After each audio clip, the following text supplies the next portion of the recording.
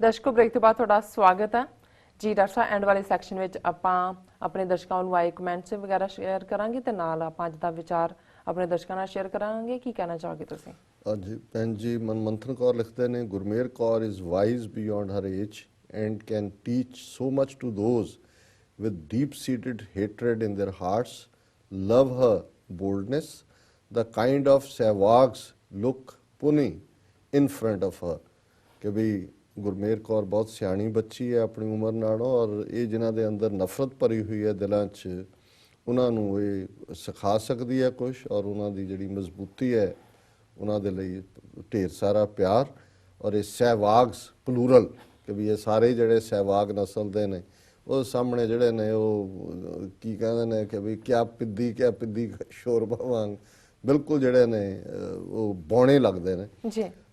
ਬਿਕਰਮ ਰੰਧਾਵਾ ਲਿਖਦੇ ਨੇ, ਗੁਰਮੇਰ ਬੀਬਾ ji, you are a chosen soul, can never be raped. These scoundrels will die unfaithful and ashamed. Their parents will refuse to collect their bodies. ਇਹ ਫਿਰ ਖਾਲਸਾ ਹੀ reaction ਹੈ ਕਿ ਵੀ ਇਹ ਜਿਹੜੇ ਨੇ ਇਹ ਬਿਲਕੁਲ ਉਸ ਮੌਤੇ ਮਰਨਗੇ ਜਿਹਨੂੰ ਅਸੀਂ ਕੁੱਤੇ ਦੀ ਮੌਤ ਕਹਿੰਦੇ ਹਾਂ, ਔਰ ਤੁਸੀਂ ਚੋਜ਼ਨ ਹੋ, ਰੱਬ ਨੇ ਤੁਹਾਨੂੰ ਇੱਕ ਇਹ ਬਹਾਦਰ ਰੂਹ ਬਣਾਇਆ। ਵੀਰ ਹਰਮੇਲ ਸਿੰਘ ਲਿਖਦੇ ਨੇ, ਵਾਹਿਗੁਰੂ ਜੀ ਕਾ ਖਾਲਸਾ ਵਾਹਿਗੁਰੂ ਜੀ ਕੀ ਫਤਿਹ। ਸਿੱਖ ਕੌਮ ਦਾ ਦਰਦ ਰੱਖਣ ਵਾਲੇ ਸਾਰੇ ਸਿੰਘ ਦਿੱਲੀ ਯੂਨੀਵਰਸਿਟੀ ਦੀ ਵਿਦਿਆਰਥਣ ਗੁਰਮੇਰ ਕੌਰ ਦਾ ਸਾਥ ਦੇਣ। ਬਹੁਤ ਸ਼ੁਕਰੀਆ ਵੀਰ ਹਰਮੇਲ ਸਿੰਘ ਜੀ। ਪਿਆਰਾ ਸਿੰਘ ਲਿਖਦੇ ਨੇ, ਸਿੱਖ ਕੌਮ ਰੋਣੇ ਰੋਈ ਜਾਂਦੀ ਹੈ ਪਰ ਆਪਣਾ ਹੰਕਾਰ ਛੱਡ ਕੇ ਏਕਤਾ ਵਾਲੇ ਪਾਸੇ ਨਹੀਂ ਆ ਰਹੀ ਕਿ ਇਸ ਤਰ੍ਹਾਂ ਕੌਮ ਦਾ ਭਲਾ ਹੋਏਗਾ। ਇਹ ਵੀ ਬਿਲਕੁਲ ਠੀਕ ਗੱਲ ਹੈ ਵੀ ਸਾਨੂੰ ਐਟਲੀਸਟ ਆਪਣੇ ਡਿਫਰੈਂਸਿਸ ਸਿੰਕ ਕਰਕੇ ਮੁਕਾ ਕੇ ਮੁੱਦਿਆਂ ਦੇ ਉੱਤੇ ਇਕੱਠੇ ਹੋਣੇ ਚਾਹੀਦਾ।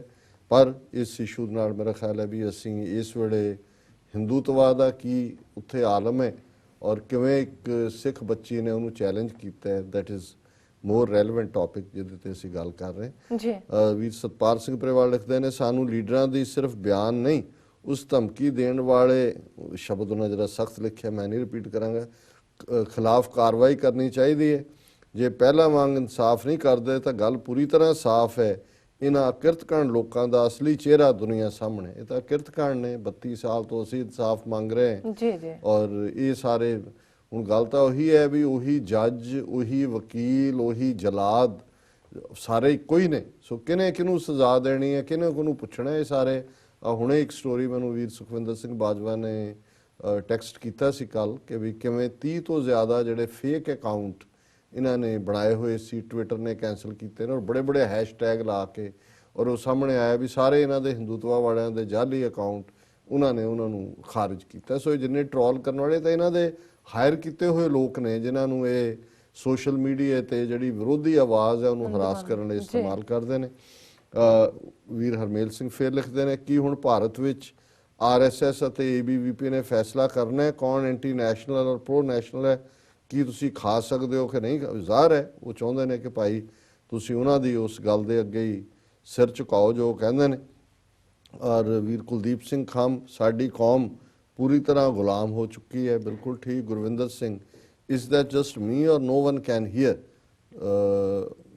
ਇਹਨਾਂ ਨੂੰ ਸ਼ਾਇਦ ਆਵਾਜ਼ ਨਹੀਂ ਆ ਰਹੀ ਮੇਰਾ ਖਿਆਲ। ਵੀਰ ਗੁਰਵਿੰਦਰ ਸਿੰਘ ਜੀ ਤੁਸੀਂ ਆਪਣੀ ਡਿਵਾਈਸ ਚੈੱਕ ਕਰੋ, ਆਪਣੀ ਕੋਈ ਪ੍ਰੋਬਲਮ ਹੋਏਗੀ ਡਾਕਟਰ ਸਾਹਿਬ ਉਹਨਾਂ ਦੀ। ਹਾਂ, ਕਿਉਂਕਿ ਬਾਕੀਆਂ ਨੂੰ ਜਿਹੜੀ ਹੈ ਜਿਹੜੇ ਲਿਖ ਰਹੇ ਨੇ ਕਮੈਂਟਸ ਉਹ ਜ਼ਾਹਰ ਹੈ ਵੀ ਉਹਨਾਂ ਨੂੰ ਸੁਣ ਰਹੀ ਹੋਏਗੀ ਆਵਾਜ਼, ਤੁਹਾਡੀ ਡਿਵਾਈਸ ਕੋਈ ਗੜਬੜ ਹੈ ਜੀ। ਕੁਲਜੀਤ ਸਿੰਘ, ਸਾਨੂੰ ਆਵਾਜ਼ ਦੀ ਕੋਈ ਪ੍ਰੋਬਲਮ ਨਹੀਂ ਵੀਰ ਜੀ, ਆਵਾਜ਼ ਠੀਕ ਆ ਰਹੀ ਹੈ। ਸੋ ਮੇਰਾ ਖਿਆਲ ਹੈ ਵੀ ਤੁਹਾਡੀ ਡਿਵਾਈਸ। ਕੁਲਦੀਪ ਸਿੰਘ ਖੰਮ, ਖਾਲਿਸਤਾਨ ਜ਼ਿੰਦਾਬਾਦ। ਅਮਰਜੀਤ ਬਾਜਵਾ, ਵਾਹਿਗੁਰੂ ਜੀ। ਵਰਿੰਦਰਜੀਤ ਸਿੰਘ ਬੇਗੋਵਾਲ, ਭਾਰਤ ਵਿੱਚ ਸੱਚ ਬੋਲਣਾ ਸਖਤ ਮਨ੍ਹਾ ਹੈ ਪਰ ਸਿੱਖਾਂ ਨੂੰ ਗੁੜਤੀ ਸੱਚ ਦੀ ਹੀ ਮਿਲੀ ਹੋਈ ਹੈ। ਸੋ ਦੇਖ ਲਓ ਤੁਹਾਡੇ ਬੇਗੋਵਾਲ ਤੋਂ ਜਿਹੜਾ ਬੁਲੰਦ ਆਵਾਜ਼ ਆਈ ਹੈ ਵਰਿੰਦਰਜੀਤ ਸਿੰਘ ਬੇਗੋਵਾਲ ਦੀ ਜੀ। ਭੁਪਿੰਦਰ ਸਿੰਘ, ਵਾਹਿਗੁਰੂ ਜੀ ਕਾ ਖਾਲਸਾ ਵਾਹਿਗੁਰੂ ਜੀ ਕੀ ਫਤਿਹ। ਗੁਰਵਿੰਦਰ ਸਿੰਘ ਵੀ ਉਹਨਾਂ ਨੇ ਫਿਰ ਦੁਬਾਰਾ ਲਿਖਿਆ, ਨੋ ਸਾਊਂਡ, ਤੁਹਾਡੀ ਹੀ ਪ੍ਰੋਬਲਮ ਹੈ ਵੀਰ ਜੀ। ਵੀਰ ਹਰਜਿੰਦਰ ਸਿੰਘ ਟੋਰਾਂਟੋ ਤੋਂ, ਵਾਹਿਗੁਰੂ ਜੀ ਕਾ ਖਾਲਸਾ ਵਾਹਿਗੁਰੂ ਜੀ ਕੀ ਫਤਿਹ। ਡਾਕਟਰ ਸਾਹਿਬ ਹਰਜਿੰਦਰ ਸਿੰਘ ਜੀ ਤੁਹਾਡੇ ਦਰਸ਼ਨਾਂ ਨੂੰ ਤਰਸ ਗਏ, ਕੋਈ ਦੂਰਭਾਸ਼ ਦਰਸ਼ਨ ਹੀ ਦੇ ਦਿਆ ਕਰੋ। ਵੈਸੇ ਟੈਲੀਫੋਨ ਨੂੰ ਹਿੰਦੀ ਵਾਲੇ ਦੂਰਭਾਸ਼ ਕਹਿੰਦੇ ਨੇ, ਇਹ ਓਰੀਜਨਲ ਹਿੰਦੀ ਵਰਡ ਹੈ ਜੀ। ਡਾਕਟਰ ਸਾਹਿਬ ਧਰਮਿੰਦਰ ਸਿੰਘ ਮੰਡ, ਵਾਹਿਗੁਰੂ ਜੀ ਕਾ ਖਾਲਸਾ ਵਾਹਿਗੁਰੂ ਜੀ ਕੀ ਫਤਿਹ। Bhupinder Gill, she is very brave girl. Singh Sahib ਲਿਖਦੇ ਨੇ, ਪਿਆਰਾ ਸਿੰਘ ਜੀ ਆਪਣੀ ਦੇਸ਼ ਭਗਤੀ ਆਪਣੇ ਕੋਲ ਰੱਖੋ, ਕੌਮ ਨੂੰ ਸਮਝਾਓ। ਚਲੋ ਰਜਿੰਦਰਪਾਲ ਸਿੰਘ, ਸੁਰਿੰਦਰ ਸਿੰਘ ਨਡਾਲੀ, ਬਰੇਵ ਗਰਲ, ਕੁਲਜੀਤ ਸਿੰਘ ਫਤਿਹ, ਰਮਨਦੀਪ ਸਿੰਘ ਔਰ ਗਰੇਵਾਲ ਸੁੱਖੀ। ਵਾਹਿਗੁਰੂ ਜੀ ਕਾ ਖਾਲਸਾ ਵਾਹਿਗੁਰੂ ਜੀ ਕੀ ਫਤਿਹ। ਇਹਨਾਂ ਵੀਰਾਂ ਦਾ ਬਹੁਤ ਬਹੁਤ ਸ਼ੁਕਰੀਆ। ਨਾਲ ਲੱਗਦੇ ਦੂਸਰੇ ਕਮੈਂਟ ਵੀ ਮੈਂ ਦੇਖ ਲੈਣਾ। ਚਮਕੌਰ ਸਿੰਘ, ਡਾਕਟਰ ਸਾਹਿਬ ਜ਼ਿੰਦਾਬਾਦ। ਰਜਿੰਦਰਪਾਲ ਸਿੰਘ ਨੋ ਵੋਲਿਊਮ, ਇੱਕ ਹੋਰ ਆਇਆ ਹੈ, ਸੋ ਮੇ ਬੀ ਕੁਝ ਡਿਵਾਈਸਿਸ 'ਚ ਪ੍ਰੋਬਲਮ ਨਾ ਹੋਏ। ਰਾਜ਼ਾ ਰਜ਼ਾਕ ਨੇ ਵੀ ਜਿਹੜਾ ਹੈ ਉਹ ਵੋਲਿਊਮ ਦਾ ਜ਼ਿਕਰ ਕੀਤਾ ਹੈ, ਸਾਡੇ ਆਪਣੇ ਨੇ, ਫਿਰ ਜ਼ਰੂਰ ਕੋਈ ਨਾ ਕੋਈ। ਹਾਂ, ਥੱਲੇ ਉਹਨਾਂ ਨੇ ਲਿਖਿਆ volume is good.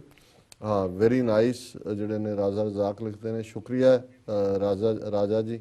Balraj Singh, please increase the volume of SOS to the same level as commercial break। ਕੁਛ ਨਾ ਕੁਛ ਕਰਨ ਵਾਲੀ ਹੈ ਗੱਲ। ਜਿਮੀ ਢਿੱਲੋਂ, ਵੈਰੀ ਨਾਈਸ। ਅਮਰਜੀਤ ਸਿੰਘ ਖਾਲਿਸਤਾਨੀ, ਹੋਏ ਭੋਲੇ ਸਿੱਖੋ, ਇਹ ਦੇਸ਼ ਨਹੀਂ ਸਾਡਾ, ਸਿੱਖ ਹੀ ਖੜਦੇ ਨੇ ਜ਼ੁਲਮਾਂ ਅਤੇ ਜ਼ਾਲਮਾਂ ਖਿਲਾਫ। ਔਰ ਇੱਕ ਵਾਰ ਫਿਰ ਸਿੱਖਾਂ ਦੀ ਧੀ ਗੁਰਮੇਹਰ ਕੌਰ ਦਿੱਲੀ ਵਿੱਚ ਜ਼ੁਲਮ ਤੇ ਜ਼ਾਲਮਾਂ ਖਿਲਾਫ ਡਟ ਕੇ ਖੜੀ ਹੈ। ਜੇ ਕਿ ਕਾਰਗਲ ਜੰਗ ਵਿੱਚ ਮਾਰੇ ਗਏ ਕੈਪਟਨ ਮਨਦੀਪ ਸਿੰਘ ਦੀ ਧੀ ਹੈ, ਜਿਸ ਨੇ ਦੁਨੀਆ ਦੀ ਸਭ ਤੋਂ ਖਤਰਨਾਕ ਅੱਤਵਾਦੀ ਜਥੇਬੰਦੀਆਂ ਵਿੱਚੋਂ ਇੱਕ RSS ਦੀ ਵਿਦਿਆਰਥੀ ਜਨਤੇਬੰਦੀ ABVP, ਜਿਸ ਆਪਣੀ ਮਾਂ RSS ਦੀ ਕੱਟੜ ਵਿਚਾਰਧਾਰਾ ਨੂੰ ਕਾਲਜਾਂ ਅਤੇ ਯੂਨੀਵਰਸਿਟੀਆਂ ਵਿੱਚ ਗੁੰਡਾਗਰਦੀਆਂ ਦਾ ਨੰਗਾ ਨਾਚ ਲੰਮੇ ਸਮੇਂ ਤੋਂ ਸ਼ਰੇਆਮ ਕਰਦੀ ਹੈ, ਜੋ ਕਿ ਪਿਛਲੇ ਸਾਲ ਵਿੱਚ JNU ਵਿੱਚ ਕਨ੍ਹਈਆ ਕੁਮਾਰ ਤੇ ਉਮਰ ਖਾਲਿਦ ਨੂੰ ਪੂਰੀ ਹਿੰਦੂ ਸਟੇਟ ਨਾਲ ਇਸ ਜਥੇਬੰਦੀ ਨੇ ਮਿਲ ਕੇ ਅਦਾਲਤਾਂ ਨੇ ਜ਼ਲੀਲ ਕੀਤਾ। ਉਮਰ ਖਾਲਿਦ ਦਾ ਕੋਈ ਥੋ ਪਤਾ ਨਹੀਂ ਅੱਜ ਤੱਕ। ਖਦਸ਼ਾ ਤਾਂ ਇਹੀ ਹੈ ਕਿ RSS ਦੀ ਜਥੇਬੰਦੀ ਦਾ ਹੱਥ ਇਸ ਪਿੱਛੇ ਹੈ। ਜਦੋਂ ਉਸਨੇ ਆਵਾਜ਼ ਚੁੱਕੀ ਤਾਂ RSS ਦੇ ਸੱਪਾਂ ਨੇ ਡੰਗ ਮਾਰਨੇ ਸ਼ੁਰੂ ਕਰ ਦਿੱਤੇ, ਚਾਹੇ ਵੱਡਾ ਰਾਸ਼ਟਰਵਾਦੀ ਕ੍ਰਿਕਟਰ ਸਹਿਵਾਗ ਹੋਏ, ਚਾਹੇ ਟੁਚਾ ਫਿਲਮਾਂ ਦਾ ਹੀਰੋ ਰਣਦੀਪ ਹੁੰਡਾ ਹੋਏ। ਜਦੋਂ ਇਸ ਕੁੜੀ ਨੂੰ ਸਾਮੂਹਿਕ ਬਲਾਤਕਾਰ ਦੀਆਂ ਧਮਕੀਆਂ ਹੀ ਨਹੀਂ ਬਲਕਿ ਬਲਾਤਕਾਰ ਨੂੰ ਅੰਜਾਮ ਇਹ ਕਿਸ ਤਰ੍ਹਾਂ ਦੇਣਗੇ ਤੱਕ ਲਿਖ ਦਿੱਤਾ ਹੈ, ਤਾਂ ABVP ਦੇ ਗੁੰਡਿਆਂ ਨੇ ਇਸ ਕੁੜੀ ਗੁਰਮੇਹਰ ਕੌਰ ਦੀ ਪ੍ਰੋਫਾਈਲ ਤੇ ਜਾ ਕੇ ਇਹ ਗੱਲਾਂ ਲਿਖੀਆਂ। ਇਹਨਾਂ ਕੁੱਤਿਆਂ ਦੇ ਖਿਲਾਫ ਕਾਰਵਾਈ ਕਰਨ ਦੀ ਬਜਾਏ ਇਹਨਾਂ ਦੇ ਕੇਂਦਰੀ ਮੰਤਰੀ ਕਿਰਨ ਰਿਜੀਜੂ ਤੇ ਮੈਸੂਰ ਤੋਂ Bharatiya Janata party member parliament ਪ੍ਰਤਾਪ ਸਿਨਹਾ ਤੇ ਵਿੱਤ ਮੰਤਰੀ ਜੇਤਲੀ ਤੱਕ ਉਸ ਕੁੜੀ ਦੇ ਖਿਲਾਫ ਖੜੇ ਹੋ ਗਏ। ਹੁਣ ਸਿੱਖੋ, ਹਿਸਾਬ ਲਾ ਲਓ। ਜਦੋਂ ਇਹ ਬੱਚੀ ਦਾ ਪਿਤਾ ਇਸ ਦੇਸ਼ ਲਈ ਕਾਰਗਿਲ ਵਿੱਚ ਮਾਰਿਆ ਗਿਆ, ਇਸ ਤਰ੍ਹਾਂ ਦੇ ਪਰਿਵਾਰ ਕੋਈ ਭਾਰਤ ਤੋਂ ਅਲੱਗ ਦੇਸ਼ ਨਹੀਂ ਮੰਗ ਰਹੇ।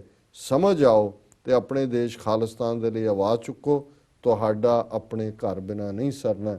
ਮੈਂ ਸਮਝਦਾ ਵੀ ਅਮਰਜੀਤ ਸਿੰਘ ਖਾਲਿਸਤਾਨੀ ਜੀ ਨੇ ਜਿਹੜਾ ਸਾਰੀ ਗੱਲ ਨੂੰ ਕਨਕਲੂਡ ਕਰ ਦਿੱਤਾ ਔਰ ਮੈਂ ਇਹਦੇ 'ਚ ਕੋਈ ਹੋਰ ਐਡ ਨਹੀਂ ਕਰ ਸਕਦਾ। ਹਾਂ, ਇੱਕ ਪਾਰਟ ਮੈਂ ਜ਼ਰੂਰ ਦੱਸਣਾ ਚਾਹਾਂਗਾ ਕਿ ਸਾਨੂੰ ਸਾਡਾ TV84 ਪਰਿਵਾਰ ਵੱਧ ਰਿਹਾ ਜੀ।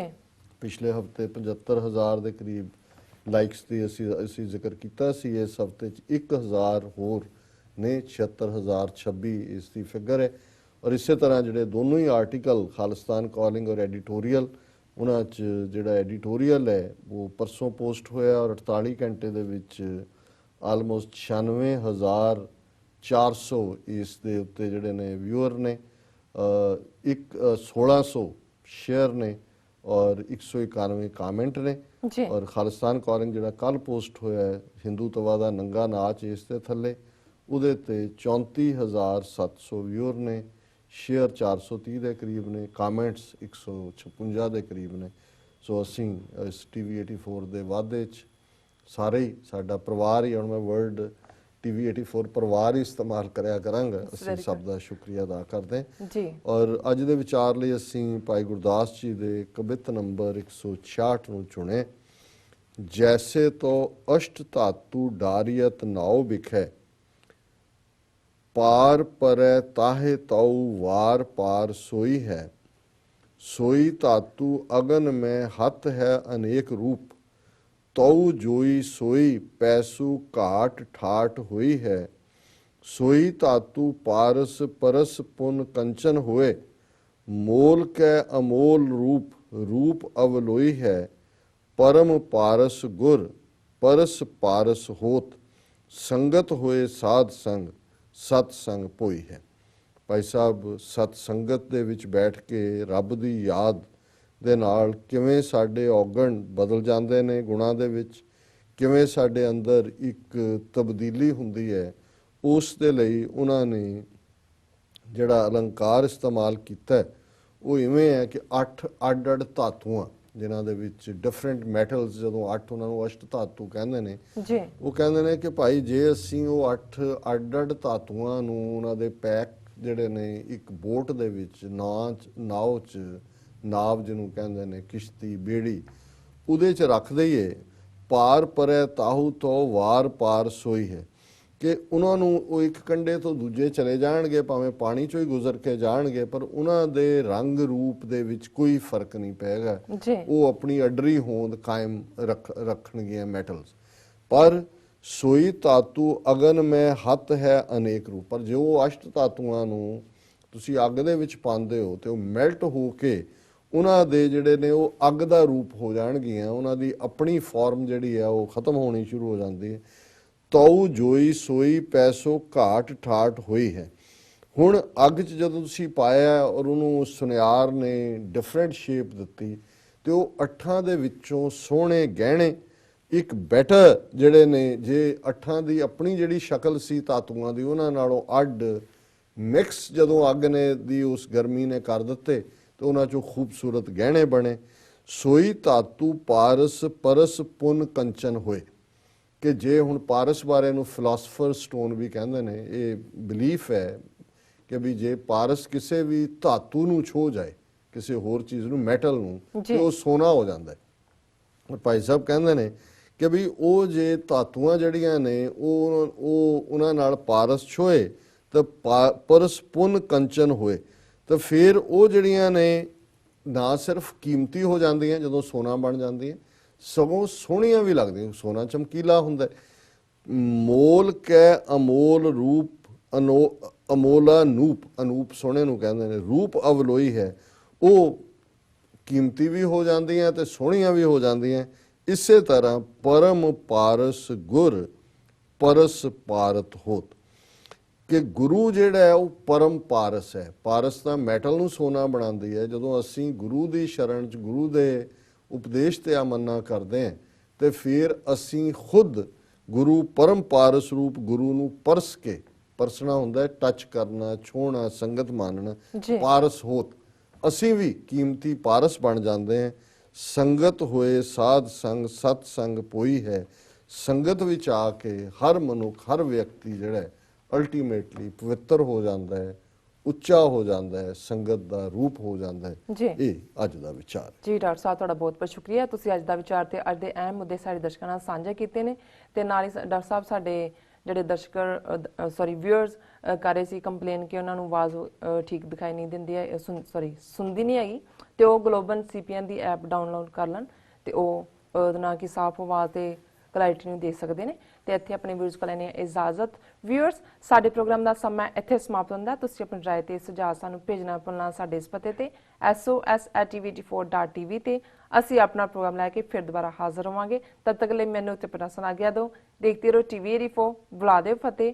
ਵਾਹਿਗੁਰੂ ਜੀ ਕਾ ਖਾਲਸਾ, ਵਾਹਿਗੁਰੂ ਜੀ ਕੀ ਫਤਿਹ।